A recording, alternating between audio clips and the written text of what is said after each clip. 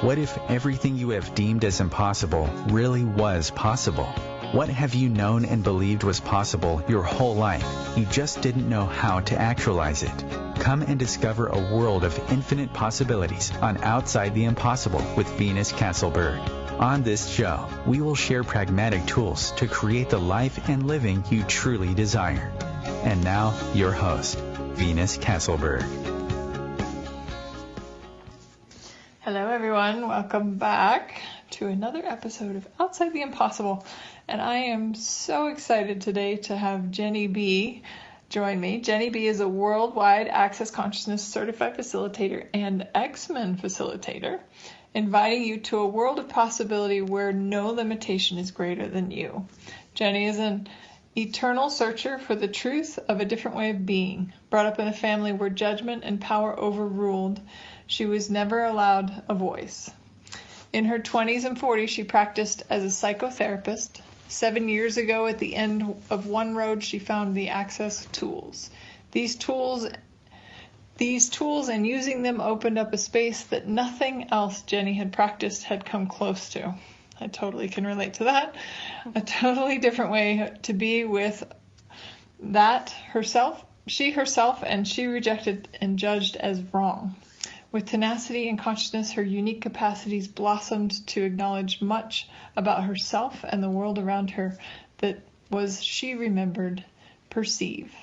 I would like to invite you to a world of joy and excitement to be alive, something that you may have always dreamt was possible but never knew could truly exist, said by Jeni Be herself. And Jeni, to me, has always been just, you've had this enthusiasm, excitement for life, and I just love that about you. I love that you walk into a room just bubbly and happy and joyous, and you bring light wherever you come. So thank you for being here on this show. We're so excited to have you.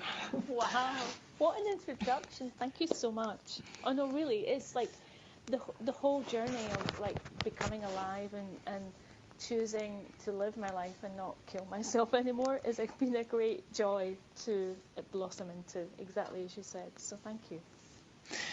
With that, I mean, you just touched on something that may actually play into this very first question. I love to ask this question because I named this radio show Outside the Impossible because I really believe that anything is possible, even the things that we've deemed impossible.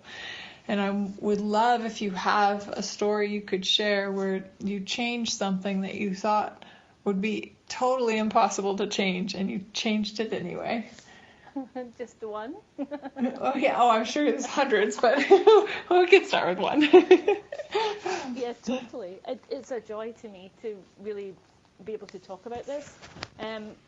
As you introduced, well, one, I'm Scottish, so I do have a different accent. So if you find it difficult to listen to me, what you can do is expand out your hearing, so you're hearing with every molecule of your body, and listening to the energy that I speak that is not always heard in words. And that is part of the joy of play that I be in my life, that I shut down and tried to push away for so long, that really began to kill me and give me a lot of pain. So the journey of pain and not really being present in my body was where I thought if I shut away the pain and pushed it away and didn't meet it, then I would be able to run away from it or get away from it. So as a young child, that's what I did. I was very fast. I made sure I outran everything. If something came up that was difficult to be with, then I would swiftly move on and surf in another direction to find a different way or run in another direction. So I did a lot of running and not really being with everything in my life. And by the time I hit 21, there was something majorly wrong with my body, or I thought. And that was nearly 22 years of tests and diagnosis until I was labelled with multiple sclerosis, which is a disease that eats away at the coating of the nerve endings of the body and stops the body from moving in a way that's fluid as it becomes very what we call jittery. I don't know what you call that in your language. Spasmodic would be maybe a different way, like Sure. that. Yeah. Mm-hmm. And with that, there was the pain is unbelievable, and the fatigue was unbelievable. So dealing with all of that was something that I lived with. And although I'd studied as a psychotherapist and trained and taught people different things in hospitals, and I did training programs for 6 weeks with people on suicide or with people with long-term disabilities or OCD, a lot of the work that I had learned, when I tried to use it for myself, I would get so far and then I would start replaying the whole pain cycle again. So there was something I was doing that was keeping everything going round in a circle that I would never be able to get out of. And so by that point, I was in a wheelchair. I had a carer looking after me. I was 36 years old. My marriage was not very good at that point, and it was like I was a young person who had become very ill, 36, and by the time I was 46, I was at my end of my life. I'd really had enough. I felt I was an old person. I was in my 90s. That's how I felt. I couldn't move. I couldn't lift a toothbrush to brush my teeth. I had to get someone to brush the teeth for me. I couldn't get in and out of the shower. It was a diabolical way to live. And there was nothing in the world that was saving me. So I hit a space where I said, look, I can't do this anymore, please help me. And it was the doctors that said, we'll take you into hospital and we'll do tests for you. So by the time I got the medical profession to actually get me an appointment, it took 6 months. And in that 6 months, I managed to get something called bars. And bars helped me. And within 3 days, I'm like, okay, I need more of this. So I kept having bar sessions, and I had about 10 bar sessions in that 6 months. Went into hospital thinking the hospital will save me. And what happened was the opposite occurred, where I felt very isolated and uncared for, and told there was a lot of things in my world with this disease that were not real and true. For the medical profession, there's no way I could have that amount of pain, and the medication I was given should be able to help me with that pain, but it wasn't, and they said there's no way that could occur. So I have this sort of thing where there's so much pain in my world, and the medication didn't work unless I totally knocked myself out with medication, and even then I would waken up and still be in pain. So medication didn't work. I tried every alternative therapy. Bars took the edge off it, and in that hospital appointment, I came out of it. The medical profession had put me back on the drugs that were making me so ill that I couldn't get up in the morning without being sick. And I said, like, okay, I've had enough. I need to choose something else. So I decided to contact the bars lady and say to her, look, I'm not sure if I can actually sit and run someone's bars, but can I pay to come to this bars class and get bars twice, and maybe see if I can come for the full day? If I can't, can I come in the morning and then do another half day another time? And she says, look, let's do it. So at that point I was on walking sticks, and I went into the class on walking sticks with 2 of them, and I managed to have the whole day in the class. I loved it. I had bars run and learned how to run bars, and that began something in my world where to look for a different way with the pain and the anguish that was going in my world. And 2 weeks later, I did a class called Foundation, which is a 4-day Access Consciousness class that begins the unraveling of the foundation of your life. So it allows you to see how you have built your life up, and then ask different questions and have different body processes and have bars, and examine what does work and what doesn't work for you, and begin to build your life in a different way. Now, I'd already known that I had this sort of what shall we call flow where I would keep repeating a pattern and get stuck in it. And the fact that bars unravels some of that, and then the processes from the body class helps as well, and the foundation class. Something really changed when I went to that class, and I began to really acknowledge that I could change something. So I chose the class, and I did 4 days in that class, and then went straight into a 3-day body class afterwards. So I had 7 days of access classes, and that was my first 7-day really foundation, and then body class for 3 days.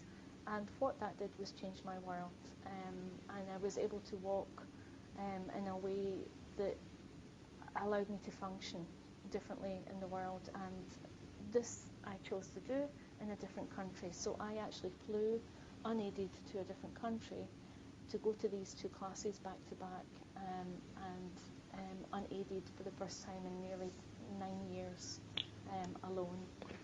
So my friends and family were very worried about me, but didn't choose to come with me and do the class, and I was still going to go, so I chose it. There's something about tenacity when you know that something will create more than your life. No one's going to stop you until you choose it and keep choosing it until you get what you desire out of that. And I think every single one of us chooses something in our lives that we know will create more.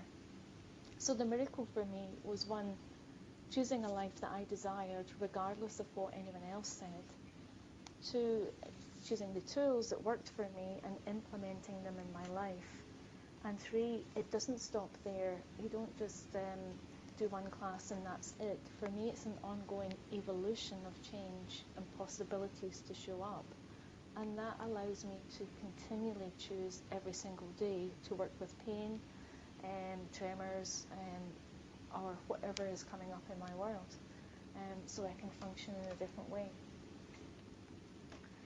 So how many impossibilities have you, possibilities before breakfast? Right, all before breakfast. And you know what's beautiful, Jeni, is that I've been in a few classes with you, and I wouldn't have even known that this was your history. So that's just such a beautiful testament to how much you've changed. Like it really, it's not even like, unless you tell this story, it's maybe not available for everybody to know and to see, which is really amazing. So thank you for sharing that. That's one of the joys of access. So because it takes away like all the programming that you program to deal with something. Because even if you've got toothache, like you deal with it by holding your jaw in a certain way, or you hold your mouth in a certain way. But if that is there for years upon years upon years, then you end up functioning with that as your normality. And that's what occurred for me. For a long time, a lot of the pain that was in my body had been a way of trying to work with symptoms and create more disability, instead of actually going to the point of creation and unraveling that. So there's a beauty with access for me than any other modality that I've trained in, where it actually gets to the point of creation, of where we begin to create something, or where we begin to destroy as the being alive in the world, and create a disability, or an unablement is a different way of saying it. That's amazing. And do you know where you created this? Did you have an awareness around, like? There's a whole load of things that come up with that. There's one question Gary Douglas said recently, I wonder if I can remember it, I'll recall it. He said something like, where was it you were, what did you create as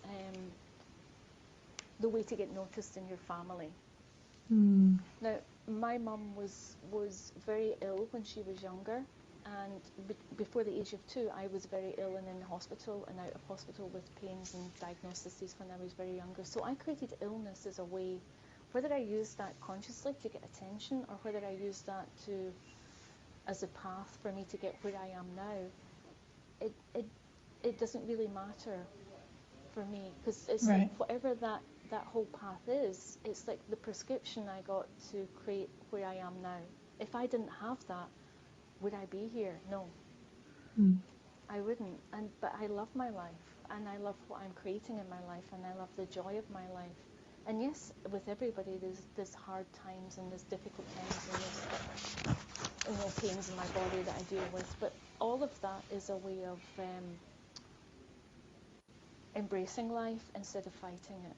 And that's something else as well, is like how much do we fight pain and how much do we actually either cut off from it and try and make it go away, as I did when I was younger, or actually fight it, like, let's get through this, head on, let's batter through this. And both of those ways can work short term, but long term it's a derogatory way. It's a real disablement to be like that.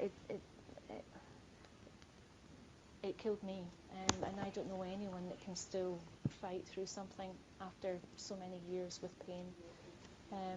And pain is one of those things, and unless you're able to be with it in a certain way, then it can eat away at you, which is what MS is. It's where the body actually eats away its own self, which I find very interesting. So,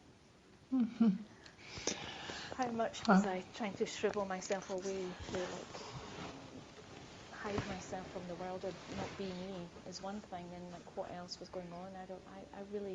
I've got 1,000 million different answers for that one. For sure. Yeah, I just didn't know if you had an awareness of when you started to look at it. But we're actually going to need to take a break here in just a second, but that's okay. I'll give you the question, then we'll hit it when you get back. What was kind of like the tool that you used, that helped you start changing that? The bars, and we'll talk more about it after the break. If you guys have any questions for Jeni, call 202-570-7057. Yes, please. I would love that.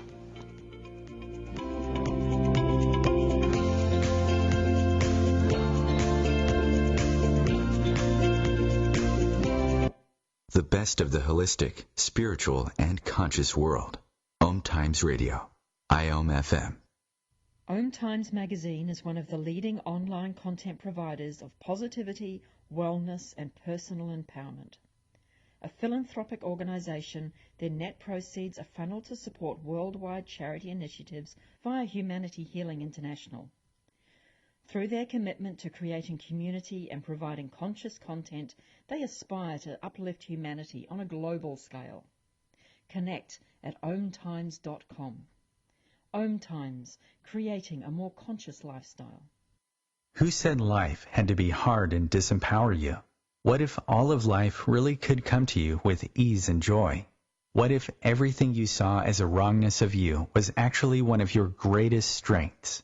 What if you could wake up every morning with a newfound sense of empowerment? Join Venus Castleberg to discover a world of infinite possibilities. Every weekday morning at 8 a.m. Pacific, Morning Musings goes live on the Venus Castleberg CF Facebook page. What magic can we create every day? Tune in to the Practical Intuitive, Mind, Body, Spirit for the Real World with me, host Robin Fritz, Mondays at 2 p.m. Pacific, 5 Eastern. I'll cover personal and business intuition, animal communication, mediumship, space clearing, past life regression, shamanic insights, energy healing, soul choice, and more, all to help you tap your own intuitive and healing skills. No ifs, ands, or buts. This is the story of a very special woman. Just a few knew about her superpowers. In a matter of seconds, she turned herself into a great mathematician. She masqueraded as a regular person at work, but as a superhero at home. Everyone knows her as Gabriella. I still call her Mom. Your hero needs you now, and AARP is here to help. Find the care guides you need to help, complete with tips and resources at aarp.org/caregiving. Brought to you by AARP and the Ad Council.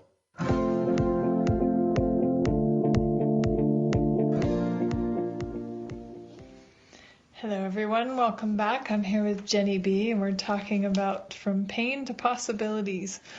Right before the break, Jeni, you were talking about your story, which is just truly amazing, and I'm super grateful for your vulnerability and willingness to share that with us today. I know you talked about like how the bars change things and foundation change things. But there are so many tools in Access Consciousness. I'm wondering if there were a couple of key tools that have helped you, like maybe when pain was at its worst or at its most intense. Yeah, totally. There's a lot of tools. Yeah. The first thing is question, because whenever you make something significant and you make it that real in your world, when you make pain bigger than you, then all that can be is you have to fight it or go around it or be diminished by it. So one is making yourself acknowledge there's a question you can ask here to allow yourself to be bigger than the pain. So what space can you be to be ease with this pain? And all the points of view you have about the pain being more to destroy and uncreate them. And then when the pain is there, it's like, what way can I use this pain? And Gary Douglas has spoken recently about using the pain to your advantage, like, pushing the pain into the space of change for other things. So that can really work as well. One of the key things I found was, like, I used to talk about my pain a lot, like, oh, my foot's really sore, or this leg isn't working, believing if I spoke about it to someone else, they would actually understand and get to understand what I was going through and actually help me in some way. And like, we all do this. Like, if you've got a headache, you say, oh, I can't, my head's really sore, or like, I've got a cold. When you've got a cold, as if someone cannot hear that in your voice, So we seem to share stuff, and that was a real key for me. I decided to stop telling people what was going on, because then what would happen is they would align and agree with that, or resist and react to that acknowledgement, and either say, oh no, you're fine because you did this earlier, or it can't be that bad because, or they'd say, oh, that's a shame, that must be really bad, here, sit over here. And none of that was the answer I was looking for. I wasn't looking for someone to hold my hand through it. I just wanted to find a different way.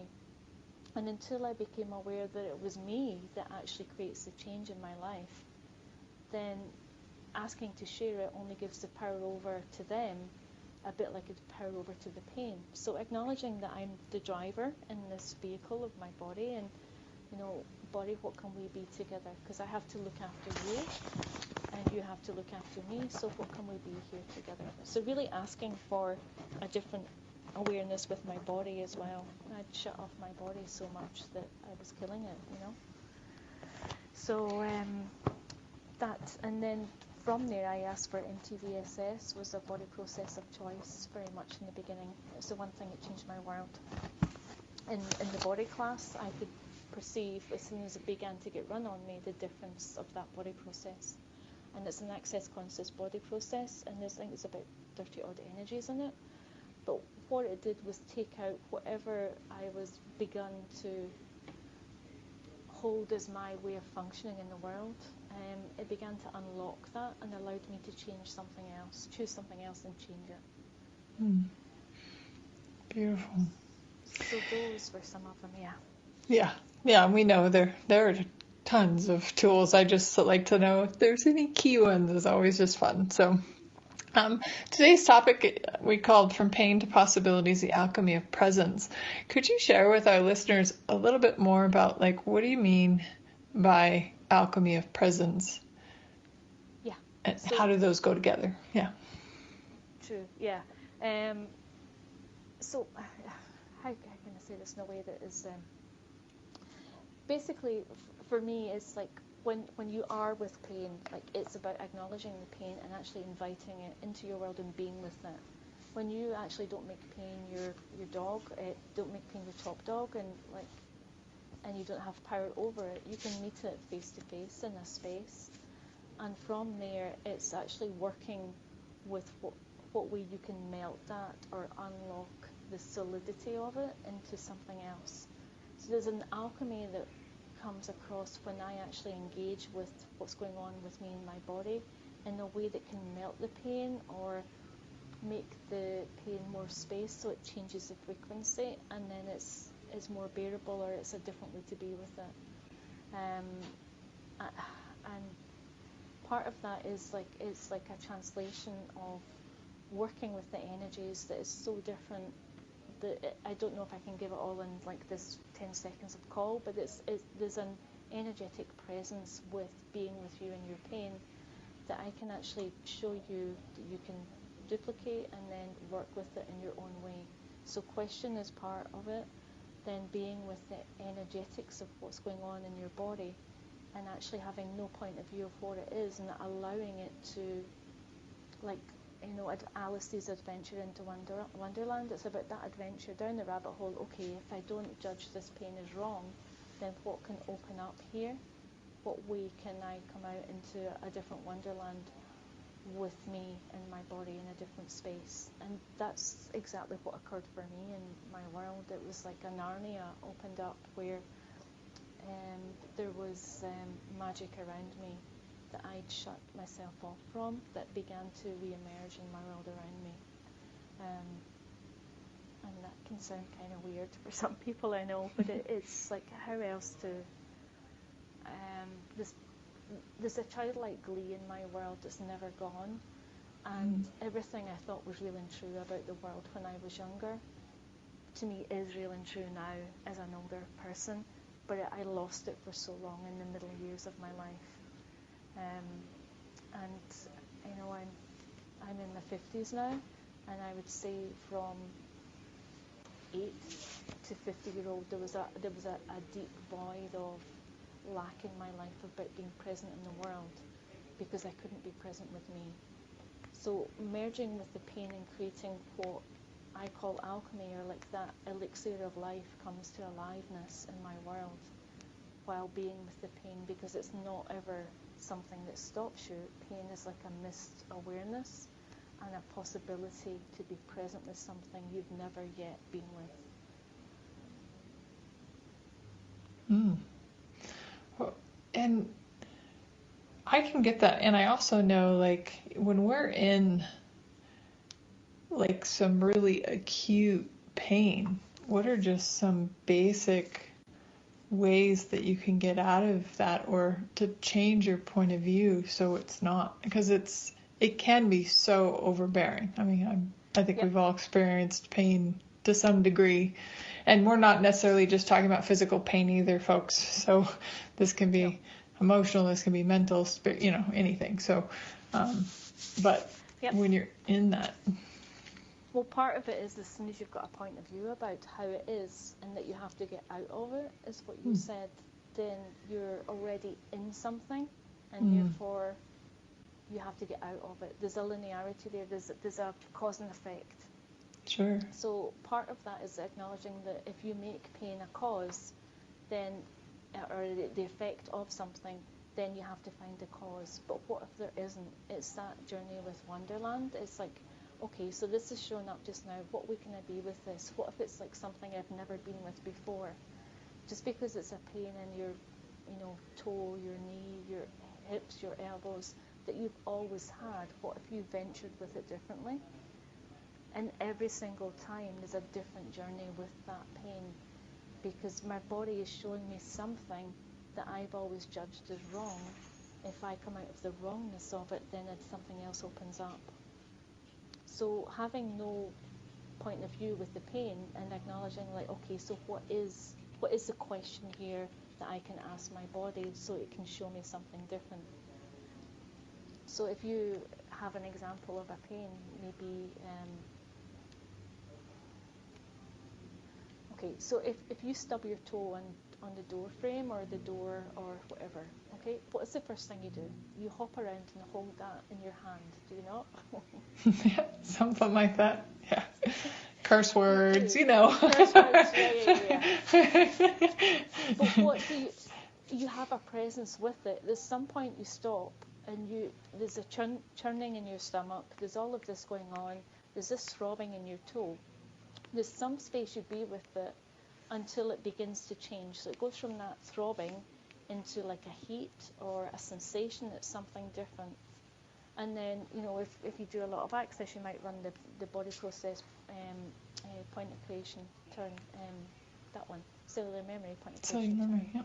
yeah. Yep. So you would run that one, or you would be present with it in a different way to allow it to change. And then there's an energetic process there that comes. So that's if you have an accident.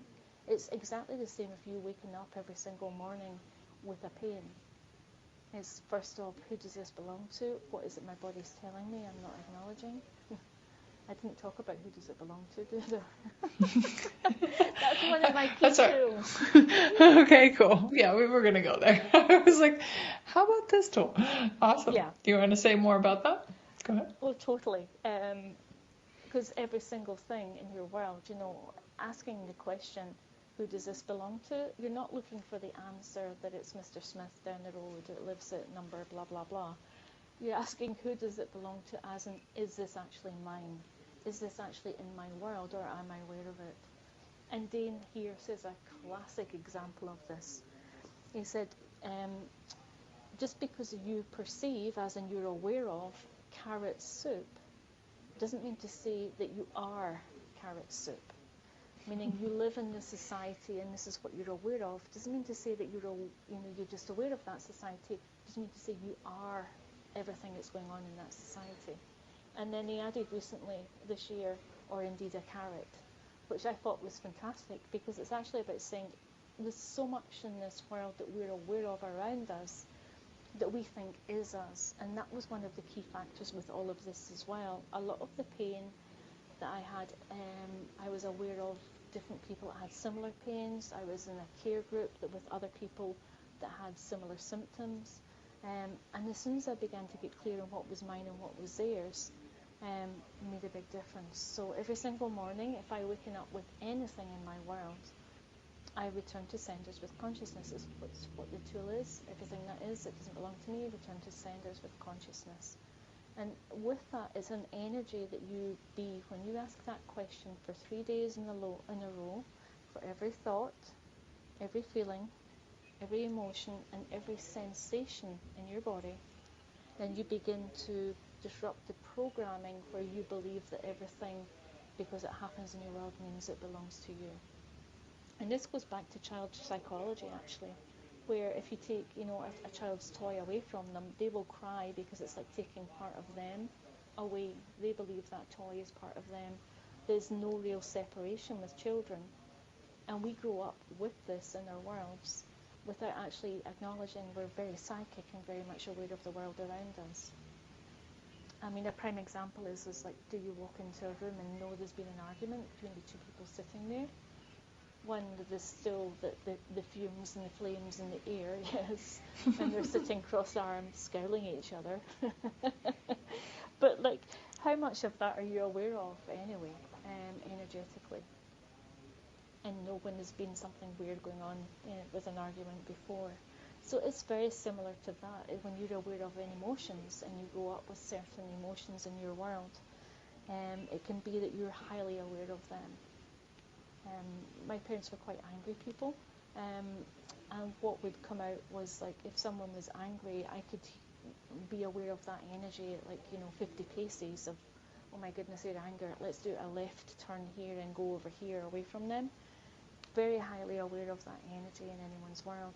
So what energies are you aware of that you value as real and true as you, that are not you? Mm. And that's part of the pain thing as well. It's really acknowledging, is this actually mine, or is this other information that my body's giving me, and it's actually just pained because I'm not listening to it? I loved it. I think it was Dane said it recently. It might have been Gary said, pain is a superpower that you're not acknowledging. And I was like, utterly, yeah. And it is. It totally and utterly is. There was another one he said as well, which was great. Pain is a power you're not willing to experience. Mm. And it's like the power of using pain to your advantage. And, part of the tools that I've been using recently are going, like, I've been in Access for how many years now? 6 years. And Gary's gone through so much recently with pain. And the way he's verbalized it is stuff that I've already known, but didn't know quite how to put it into the words of the brilliance of Gary Douglas. And the way he's been wording how he's working with the pain of shingles and everything, and it's very similar to nerve pain, an entirely different ball game, I know, but like working with that and the way he has, and the body processes that he's sort of giving birth to out of all of this information, it's been sheer brilliance. So like, what are we changing in the world of pain? What if pain needn't be the diminishment that we choose it to be? What if we can not have power over pain, but actually use it as an advantage, as a superpower to change the world around us? And not by having a point of view of how that should be, but allowing yourself to alchemize that pain into possibility. And how does that show up for you? Because everyone will be different, and every single pain is different every single time. Well, it is in a way just also just changing your point of view about it. Like, not having a point of view, but then also like, okay, how can I use this to my advantage? What is right about this? Instead of something's wrong, there's a problem, I have to fix it.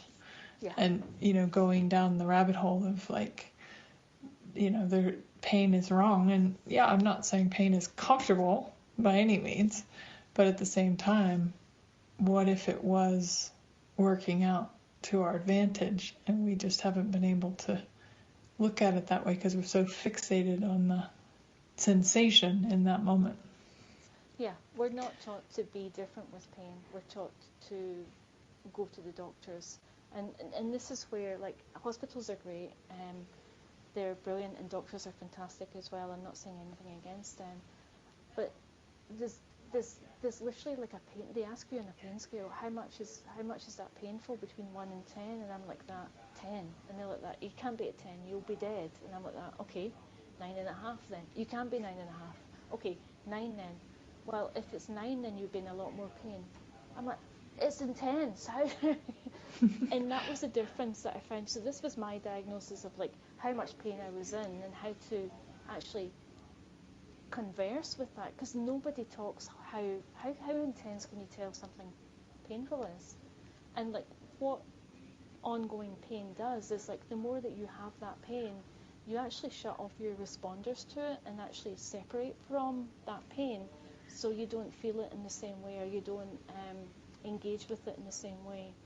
So throughout your life there's this separation as well, and that's when you can pull in like entities and stuff to run your body, because therefore that you're separate from it. I can't do that. It's too sore for me to even be present in my body. So here we go. We'll pull in some entities for that can link that.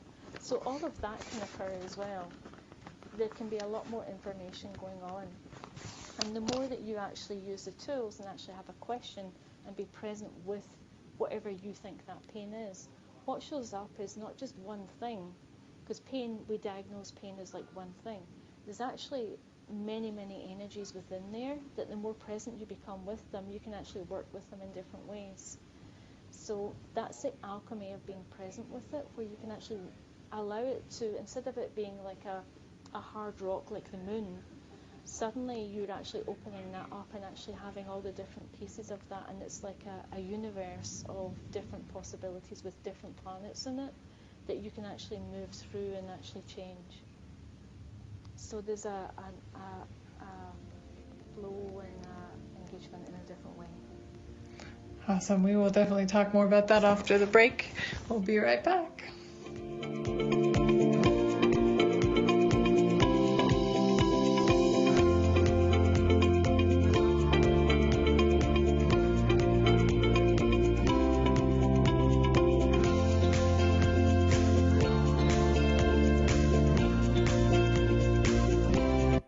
The best of holistic, spiritual, and conscious world.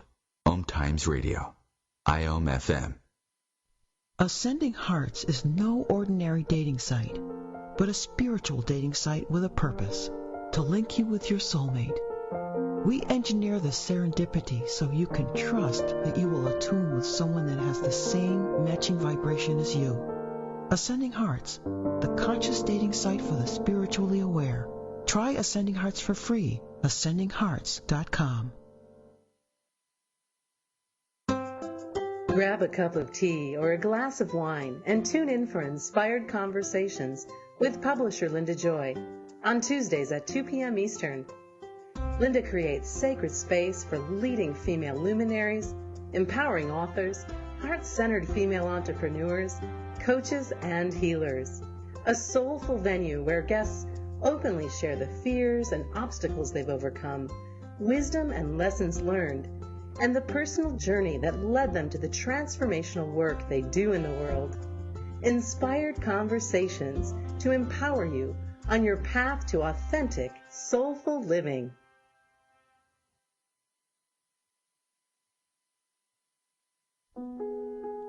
Imagine being fired because of who you love.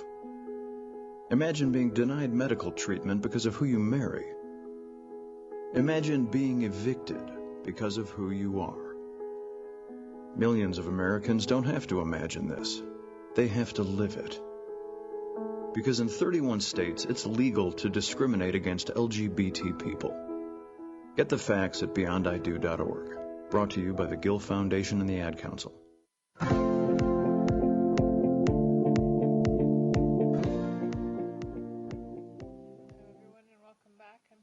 Jeni Be, and we're talking about From Pain to Possibilities, the Alchemy of Presence. If any of you out there listening. She is. I'm not on. Thank you. Hello. Welcome back. We're here with Jeni Be, talking about From Pain to Possibilities, the Alchemy of Presence. If any of you are out there and have any questions for Jeni, please feel free to dial in the next few minutes to 202-570-7057. Jeni, right before the break, you started to talk about like a different way of being with pain. Could you talk about that a little bit more? Yes. Can you hear me okay? Yes. Yeah. Cool. I wasn't sure because the dial. That was me, yeah. Okay. So Gary Douglas actually said, I looked for the quote that he said. So he said, pain is a level of intensity you experience so you don't choose or haven't experienced anything greater in your life. So pain is a level of intensity you experience so you don't have to choose anything greater in your life. And I used that all my life for a long time because I didn't know I could go beyond that pain into a different space. So for me, I used it to limit me and keep me small. And this is where, like that wonderland that I spoke about, or that universe, where there's a lot more there if you actually keep moving with that pain and allow it to change, meeting it and journeying with it, then something else can open up. And that is different for every single person. And every single pain that I have or continue to have, again, I do that journey with it. Now, it's not been an easy journey, and it, as in with, especially with multiple sclerosis, every single day there's pain there, but I'll journey with it until I get somewhere different with it. Having no point of view of where we're going, if the pain will change or not. But the more I use that, it's like a muscle I've built around engaging with pain in a different way, engaging with my body in a different way. And if things do come up for me where I have a real limitation and I still need some help, then I sometimes go to the doctor, and the first thing they say to me is, well, that'll be your MS.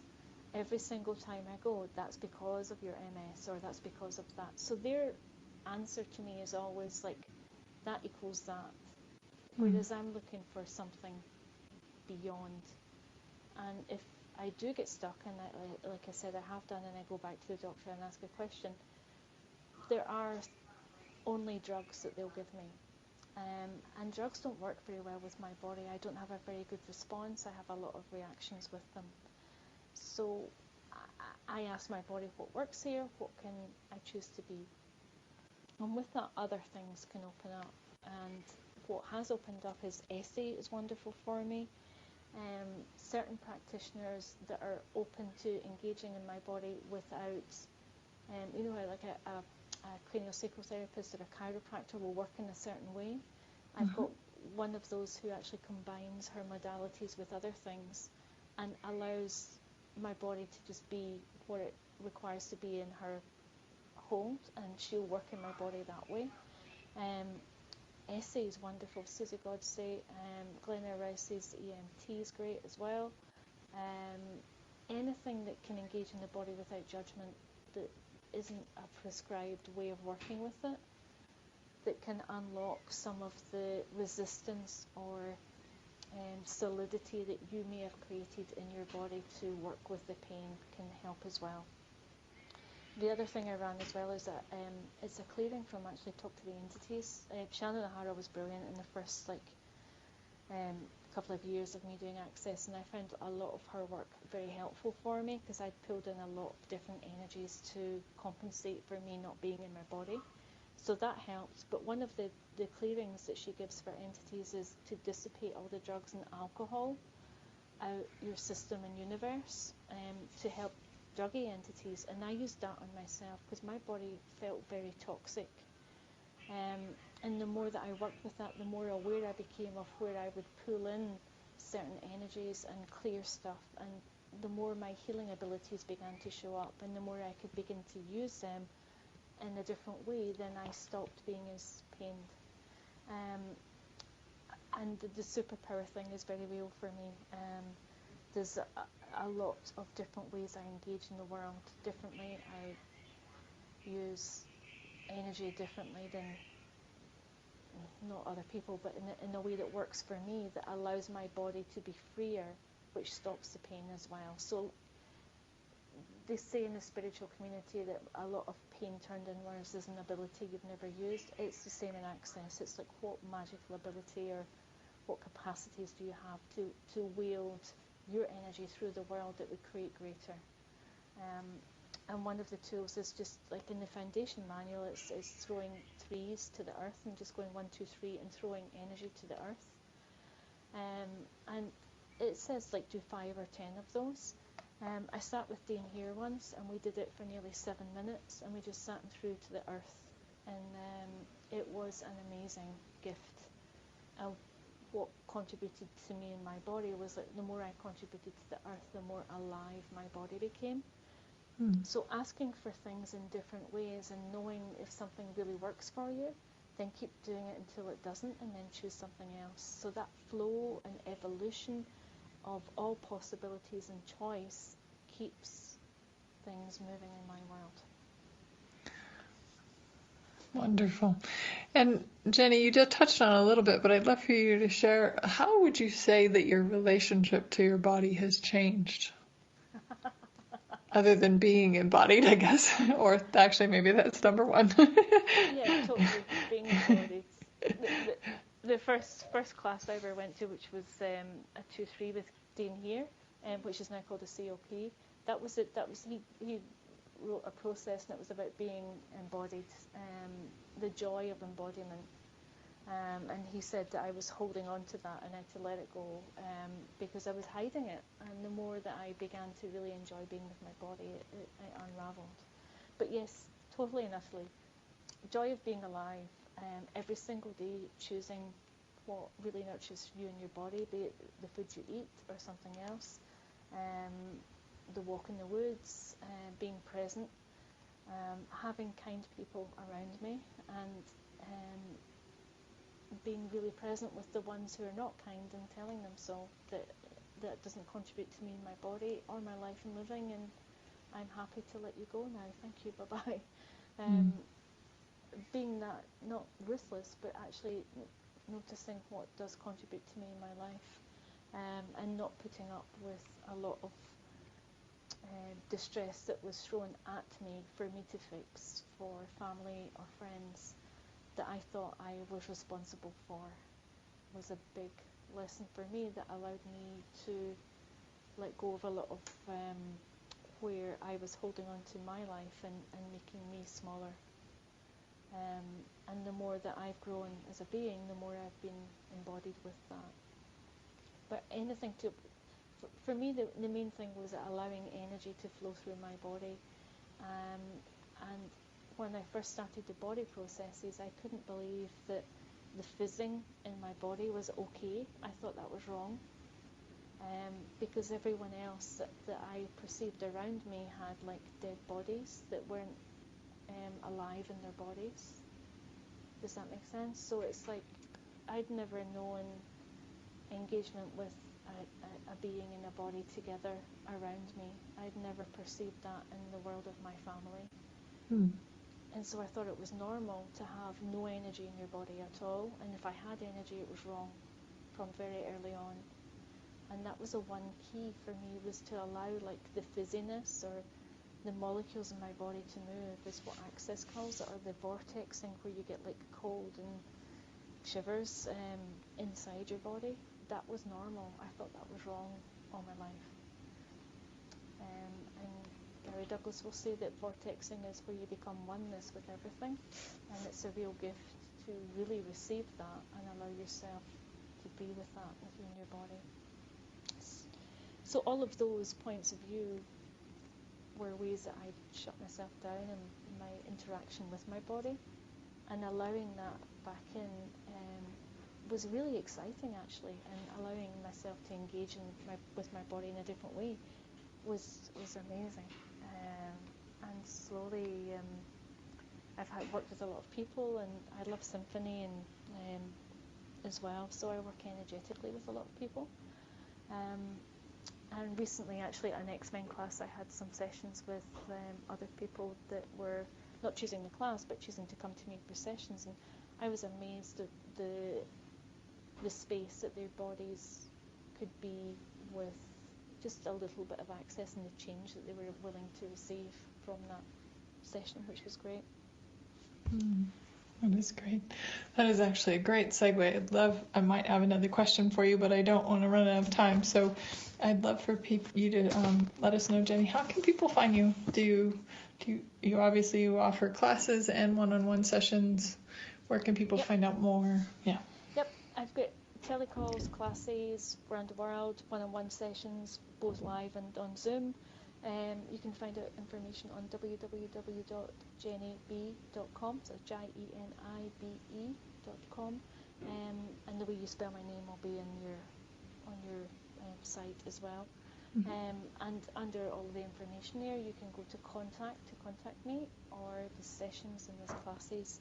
I do have a telecall coming up with this name. It's a one-part telecall where we'll explore more and really be present with some of the tools that we've used today and others.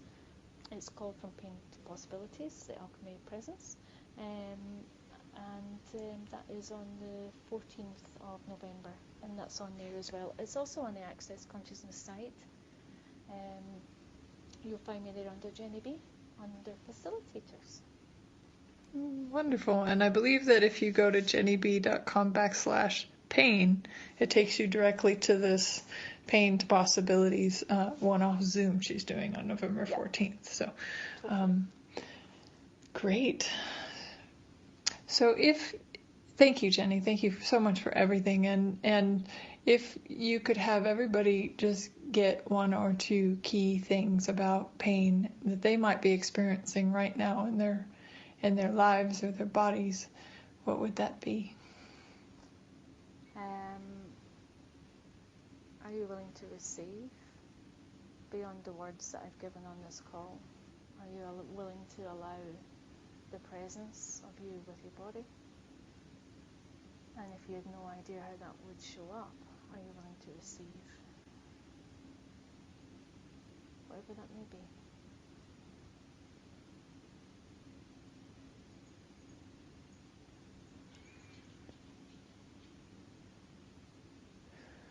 Wonderful. And it's not necessarily, Jeni's been a great invitation to the energetics of this as well. This is not necessarily a cognitive thing, some of it can be, but some of it is just an invitation to something. There is a different possibility for anyone out there suffering, feeling like they're suffering and in pain.